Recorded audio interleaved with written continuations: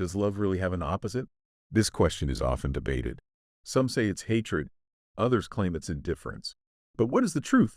Imagine universal love like a warm ray of sunlight that shines down on all life. It warms us, nurtures nature, and connects all living beings. This love is unconditional. It demands nothing and accepts everything in its entirety, just like the sun makes no distinction about who it warms.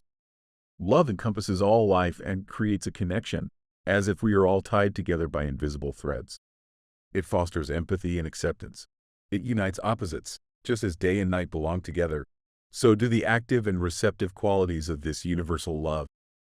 It can be giving and protective, like a large tree that offers shade, or compassionate and trusting like a flower that opens to the sunlight. But what about being in love? That intense feeling as if we're walking on clouds, seeing everything through rose-colored glasses. Being in love is nature's trick to motivate us to reproduce. During this phase, our brain releases a lot of dopamine, serotonin, and oxytocin, which make us feel happy and euphoric. We tend to idealize our partner's positive traits and often overlook the little quirks. But what happens when these expectations are disappointed? When the clouds disperse and the rose-colored glasses come off, suddenly frustration and disappointment can arise. Hatred is then often considered the opposite of love, but perhaps hatred is more the opposite of being in love. Hatred arises from unmet expectations and disappointment. Like a mirror image, it shows us the exact opposite of what we had hoped for. Suddenly, every little imperfection in our partner becomes a huge issue. Hatred is based on conditional affection. When our expectations are not met, it emerges like a poisonous smoke that clouds everything. But true love is something else. True love is unconditional. It expects nothing and accepts us as we are. It forgives mistakes, inspires us, and allows us to grow. Love knows no duality, no either or. Instead, it unites opposites into a harmonious whole.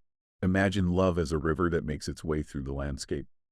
It winds around rocks, flows through deep valleys and wide plains. Sometimes it is calm and gentle, sometimes stormy and raging. But in the end, it always flows into the sea, where all the water is united. Such is universal love. It flows and connects everything together. So, does love really have an opposite? True, universal love has no real opposite because it is all-encompassing and unconditional. Instead, it unites all contrasts into a harmonious whole. Hatred is more the opposite of being in love, which is often tied to expectations and conditions. Universal love, however, transcends this duality and unites all aspects of love within itself. If you enjoyed this video, please leave us a comment, give us a like, and subscribe to the channel to learn more about universal love and spiritual topics.